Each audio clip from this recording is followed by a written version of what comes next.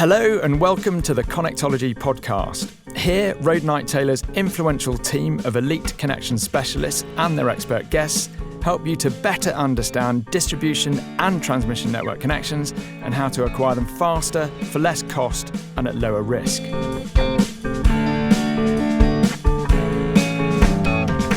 Hello and welcome to another episode of the Connectology podcast with Road Knight Taylor. I'm Pete Aston, one of the connection engineers here at Road Knight Taylor, and I'm very excited to be joined by Oli Spink from National Grid Electricity Distribution. So Oli, welcome to the podcast. Thank you very much for having me. Good afternoon.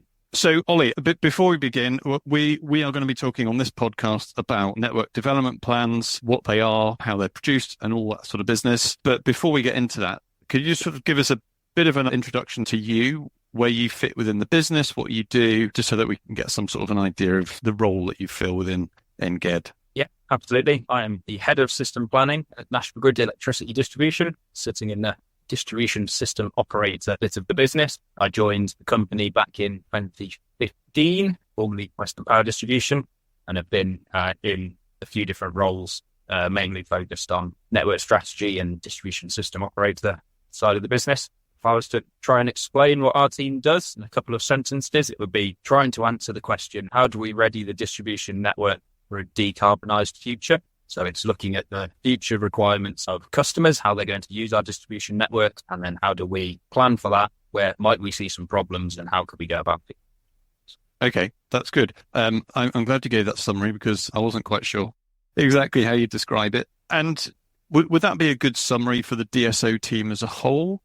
Or is that just your particular bit of the DSO team? No, it's a good summary of the DSO as a whole, really. I suppose the DSO is distribution system operators were kind of introduced throughout the last 8 or so years. And it's really trying to, I suppose, summarize it as two things. There's that the angle of planning for the future and trying to reestablish a bit more of a strategic and proactive planning function within DNOs that had maybe not been as required in the last 20, 25 years or so.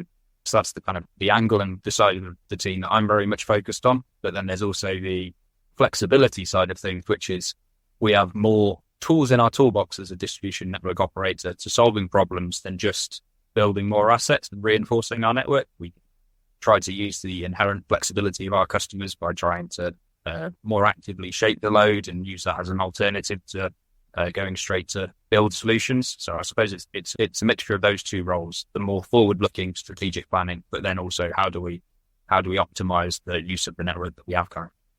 Yeah, and I can remember, it doesn't seem like that long ago, but it probably is longer than I can remember, where the DSO team was just a handful of people within the business, but it's really grown quite significantly over the last sort of, like you say, 5 to 8 years. So roughly how big's the DSO team in NGED now in terms of number of people? Approximately, I think it's about 60 to 70 people now.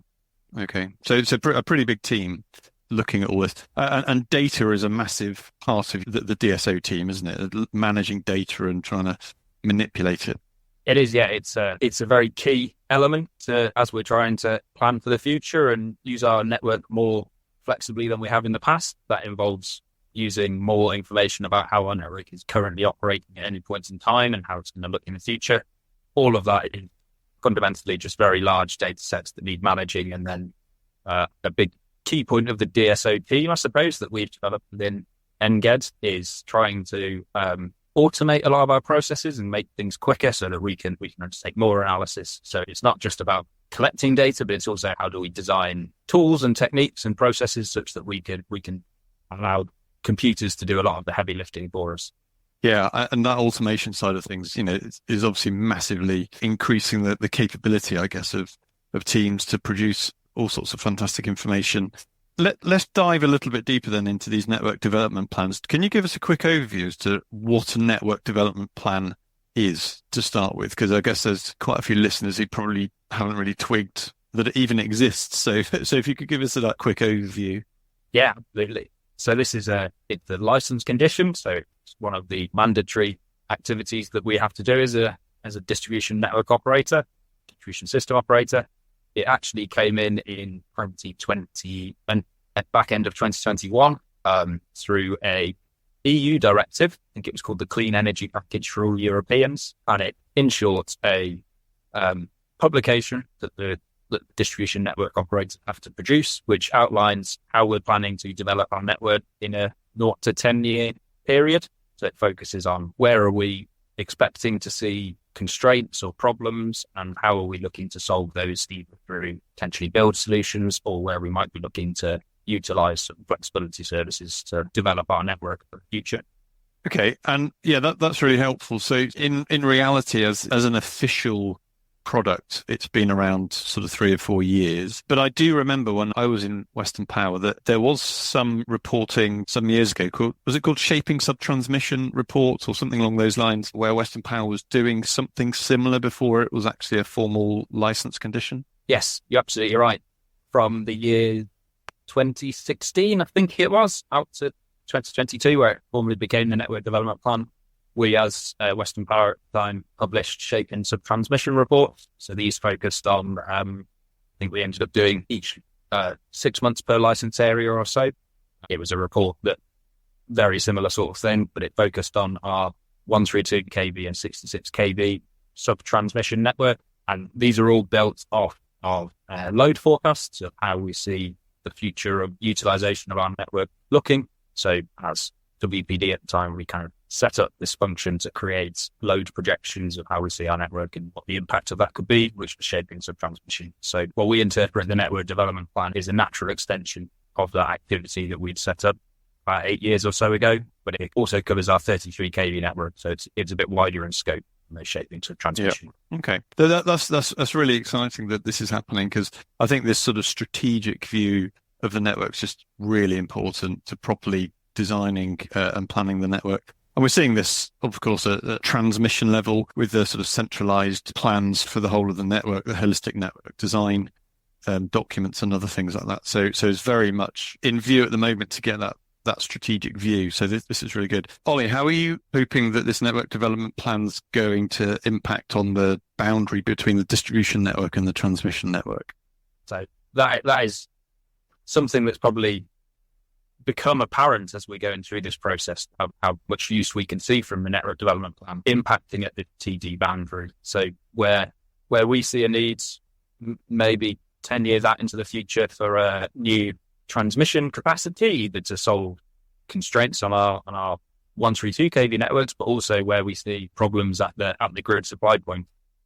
It's really useful to kind of open those discussions with the NESO and also our transmission colleagues to make sure that any solution that may be in delivery now because of the connections, pipelines and new GSPs being triggered in many places, we want to make sure that if there is a new grid supply point built, it's also for the benefit of our customers, in particular from a demand perspective, because it's going to be a really uncoordinated development of the network if we're building GSPs in certain locations and then needing to build new ones and lots of 132 kV circuits to knit them together. If we can pick an optimal location that it hits lots of different drivers. So we're finding it quite useful in those discussions of pointing out where we see a need for potentially new transmission in feed to support demand growth. And also it's worth noting that these sorts of solutions take quite a long time, maybe 10 to 12 years to build. So they're really the things that you need quite a lot of foresight for. Yeah, so that's really interesting that the NDP not only has the sort of distribution impact, but it also has a wider impact with working with the transmission companies as well. So yeah, I think that's great because, everyone knows some of the challenges at the transmission level, and making sure grid supply points go in the right place is definitely crucial. So that sounds like a very good use of this. And then separate to that, Oli, it sort of strikes me that a lot of reinforcement at the moment is driven by new connections, sort of fairly large new connections coming along. Are you expecting that to happen for the sort of long term in the future, or are you expecting other changes to come along that maybe reinforcement is driven from other areas? So I think it's fair to say at the moment, and especially over the last 20 or so years, the main driver for a lot of the reinforcement on our network has been new customer connections. You can relate that to flat, if not decreasing utilization of our network in terms of energy consumption, peak demand over the last 10 years or so. But I think what we're predicting in the future is where the kind of two dominant drivers of a lot of our demand growth are heat pumps and electric vehicle charging points. A lot of that will be happening at existing customer properties, and that will be a kind of a connect and notify style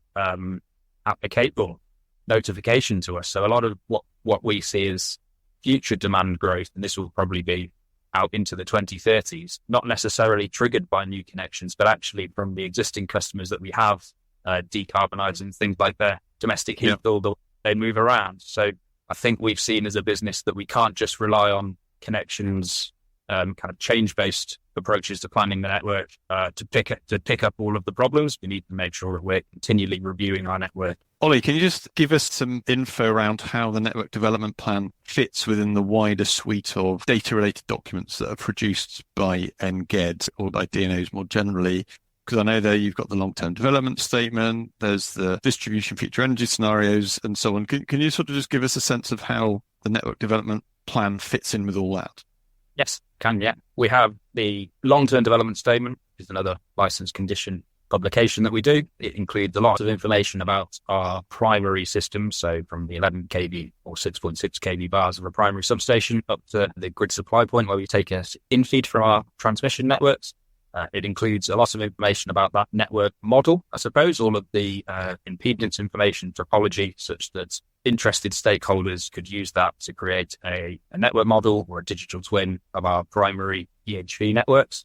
That also includes some information on 0 to 5 year load forecasts, where we're planning on upgrading the network. So that's projects that are already kind of in progress.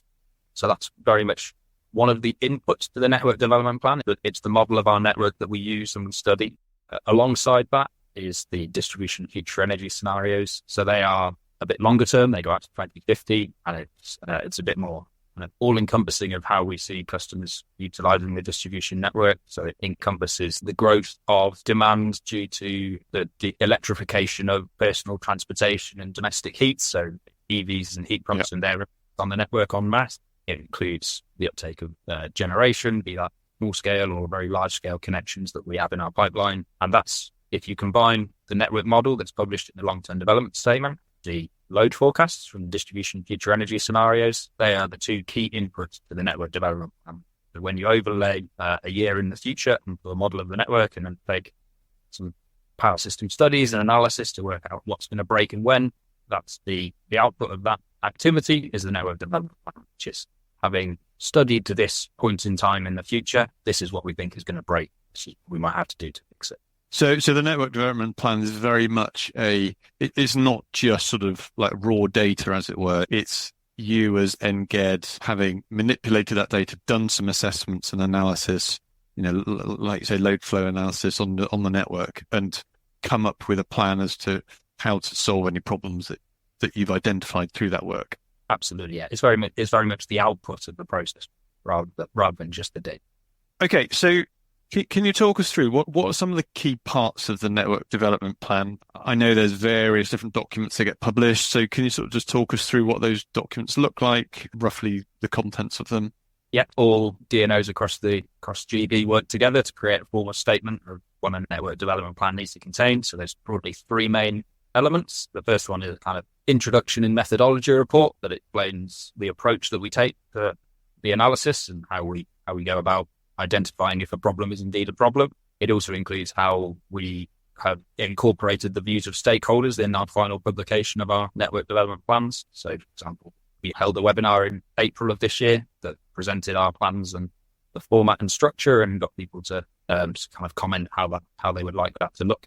The second part is what's called the network headroom report, and that's a tabular, a data set that says for every primary substation and bulk supply point, what the headroom to accommodate new demand and generation connections is expected to be from now out to 2050. That's using the four scenarios that are covered in the distribution future energy scenarios, but also a fifth one that most DNOs create, which is called their best view, which is generally the one that's used for making investment decisions. Hi, I hope you're really enjoying this episode so far and are gaining a lot of very useful insight. If you're a new listener, I hope that you'll feel like you might come back. If so, make sure you hit the follow button and feel free to sign up to our newsletter, The Connectologist, at roadnighttaylor.co.uk so you don't miss out on any of the podcast webinars, case studies, thought pieces and explainers. So in that headroom report, you essentially get 4 different headrooms for each substation out to 2050. Is that right? That's right, yeah. And you can see generally it drops over time, and you can see at a point where it drops to 0, that's where more or less you'd be expecting to make an intervention of some description. Yeah. And then finally, the last piece, which for NGED is very much the most meaty element of the NDP, is what are called the network development reports, or on our website, I think they're called technical annexes. And these are for each grid supply point area or bulk supply point area, quite a detailed report that says, here is the topology of the network, here's our approach to modeling this particular network, here are the constraints that we found and the solutions that we're considering to solve the constraints. I think there's about 140 of those that cover all of our EH3 networks across all 4 license areas. I've actually got one of those open on my screen, just sort of scrolling through it. There's an awful lot of information contained within this. It's a fantastic resource. Can you just go through the process of how you prepare this in some way? You've obviously got your network model that gets published in the LTDS, and then you've got all these future energy scenarios. Can you just sort of talk us through, roughly speaking, how you end up sort of plugging all that information together? What sort of processes you go through to actually come out and say, yeah, this bit's overloaded, and we need to change it in 2032 or something? Yeah, we could talk for hours on it, I'm afraid. But as you know, I would love to, but I won't subject you to that.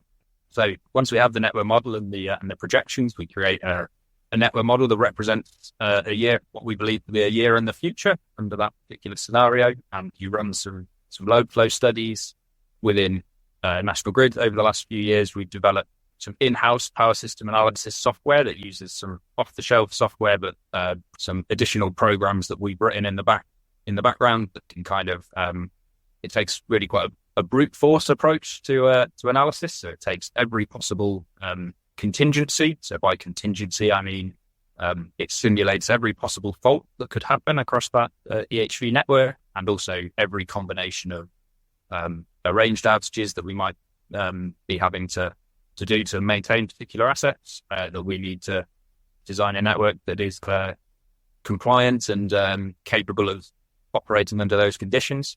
And in addition to that, every arranged outage followed by every fault scenario. So when you layer on top all of those different contingencies, they're called. And you're doing this for every half hour of the year, is that right? Or do you come up with approximations of different points through the year, or are you literally using a whole half hour average over a year?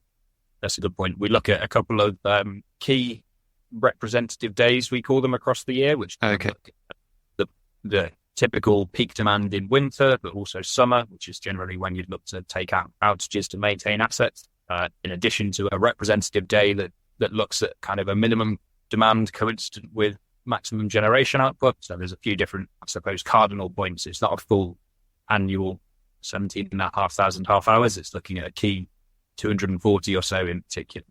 So you cut it down from that literally every half an hour in the year to some representative days, but it still sounds like you end up with an awful lot of iterations and runs there. So can you give us some numbers as to how many load flows and contingencies that get actually run through this process? So yeah, when you're undertaking an outage, you're absolutely right. It's a trade-off between going into the level of detail of studying every possible contingency that might materialize. Much more of a pertinent question when you have networks that are quite complex and run in interconnected and meshed sort of configurations, to covering every single half hour. So at National Grid, we've taken the approach of covering what we believe to be kind of the really key cardinal points that represent the worst case network utilization within given seasons, but also trying to go to that level of detail of all of the different contingencies. And for this most recent network development plan, it covered over 14,000 studies that were run. So that was a study that we put on for a particular bit of network representing a particular year or scenario in the future. But that also covered 20 billion load flows. Oli, that's brilliant. Those sort of numbers just demonstrate how that, automation and programming just are essential to come up with this sort of information. So, yeah, and I think that gives a sense as to how the DSO teams have sort of taken traditional network modeling and just really ramped it up in sort of complexity and scale. That's fantastic. I think we're sort of getting a good idea as to what goes on in the background to prepare this, and then there's obviously a lot of work that goes into preparing these reports as well. So once you've got a circuit or a transformer that's flagging as overloaded in certain scenarios, what happens then? How do you go about suggesting what you might do next with that overload, or projected overload in the future?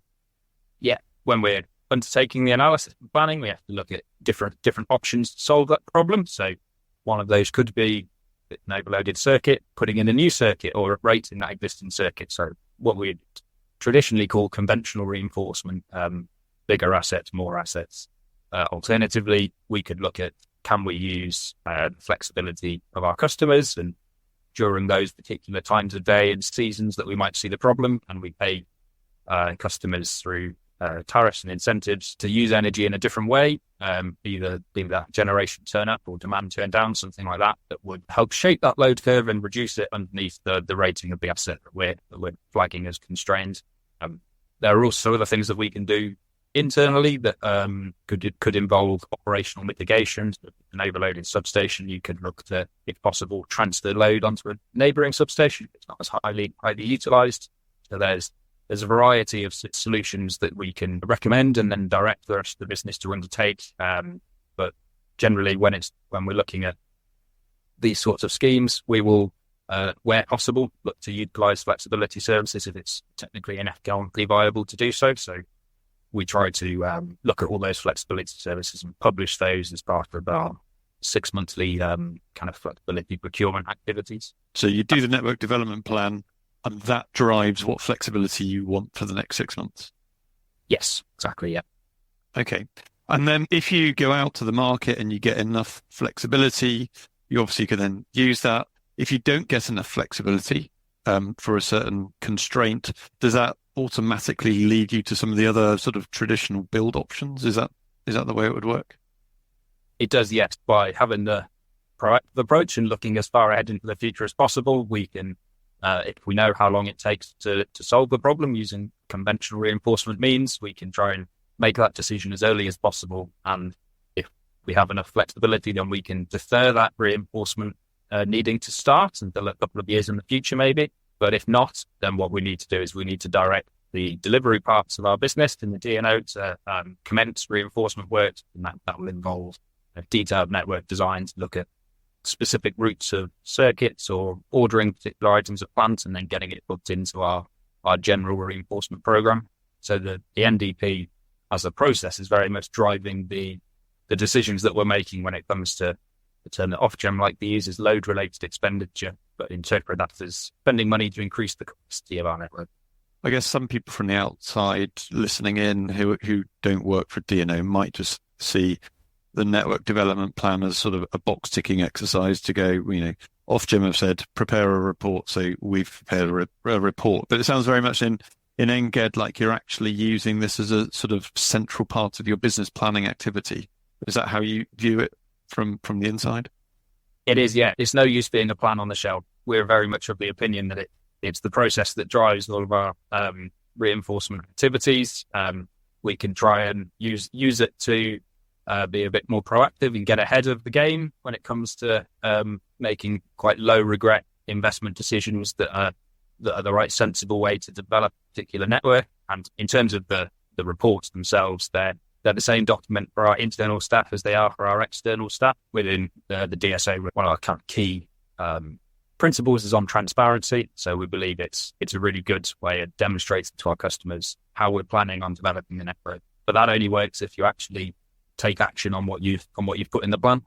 Does the network development plan then feed into the sort of longer term like business planning activity? Because obviously you've got ED3 coming up now, sort of on the horizon.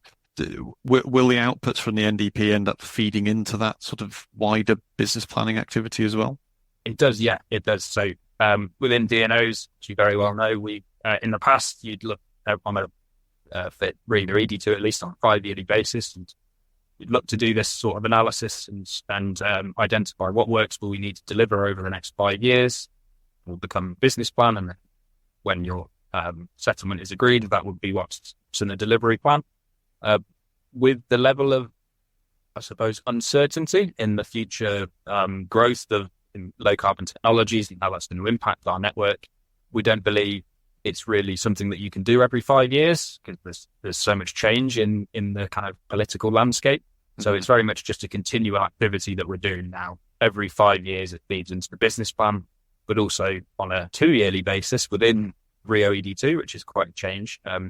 We have what are called load-related reopeners. So these are opportunities for NGED to go back to Ofgem and ask for potentially additional funding for general reinforcement, for primary reinforcement, where if the load is higher than what we originally put in our plan and we're delivering against expectations.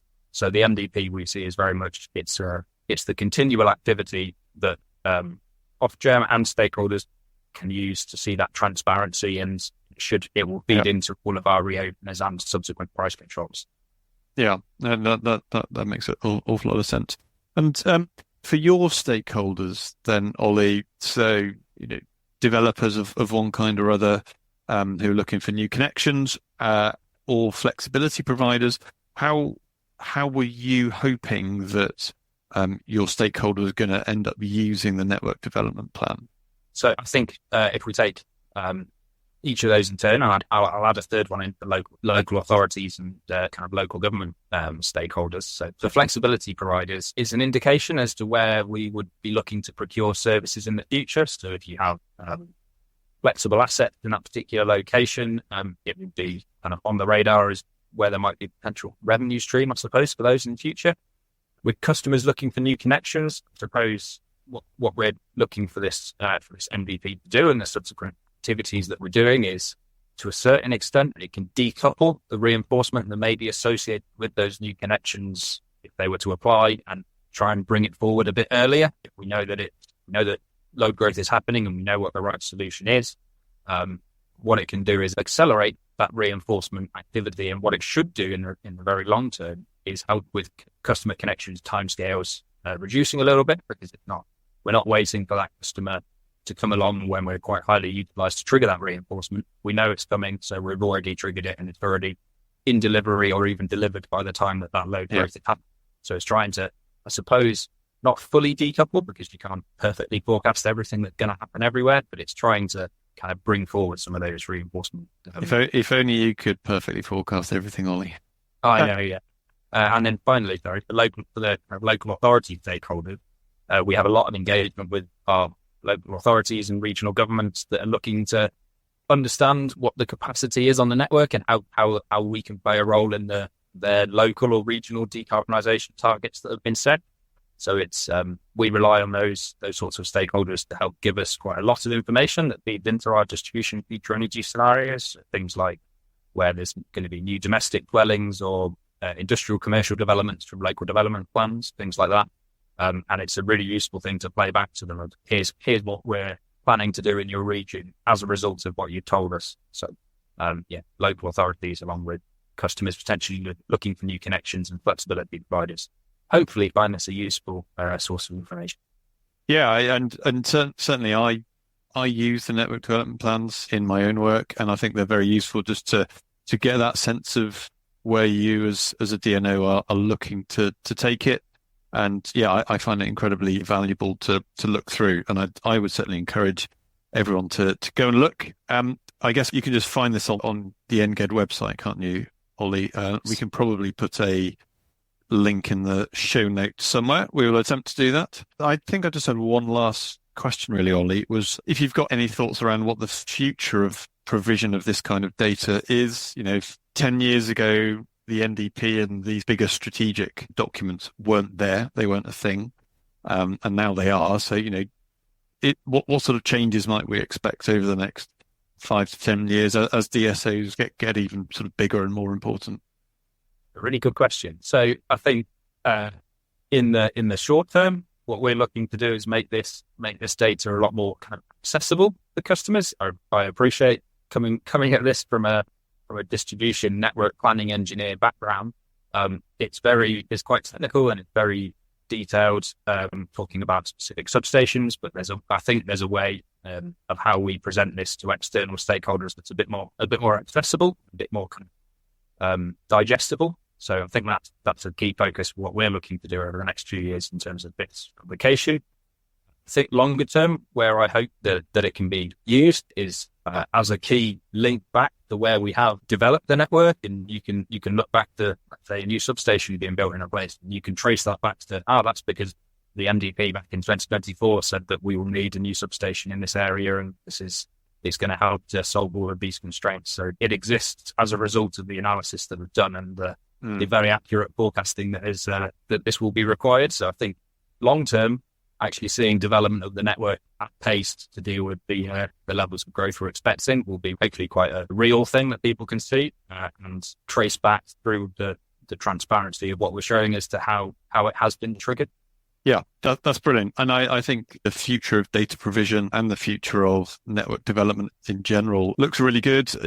I think it's very easy to read the press and think that everything's going bad.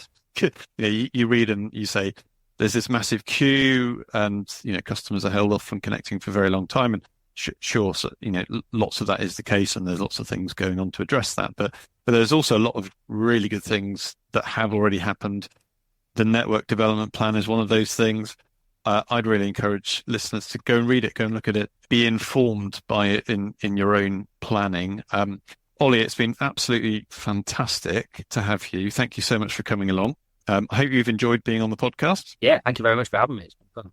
If listeners have any questions around NDPs, what's the best way of them getting in touch with NGED? Is there sort of contact details on the website, or is there a different way of getting in touch with you or someone else in the team? There are contact details on our website of how to engage with the DSO team more widely, but feel free to contact myself as well. And within each license area, we have strategic engagement officers that are kind of key points of contact for local stakeholders to talk about their kind of decarbonization activities and how we can reflect that in our plans. So for specific license areas, we have dedicated points of contact, but also general DSO inboxes and points of contact if you'd like to get in touch. Brilliant. Thank you, everyone, for listening to this podcast. It's been really good, and we hope you join us again for our next time. But until then, thank you very much and goodbye. Thank you for taking your precious time to listen to this episode. Now, not everyone is ready to have a connectologist in their life. For others, it's just too expensive. And as our team is so small, we do have to be very selective in what work we take on. And that's why we put so much effort into these shows. We want our society to have the equitable energy system it needs in order to decarbonise and to thrive. So we want to help to topple as many connections barriers as we possibly can, in spite of our size. So please do feel free to ping a link to this episode to anyone you know who might be interested, because it would mean so much to everyone here.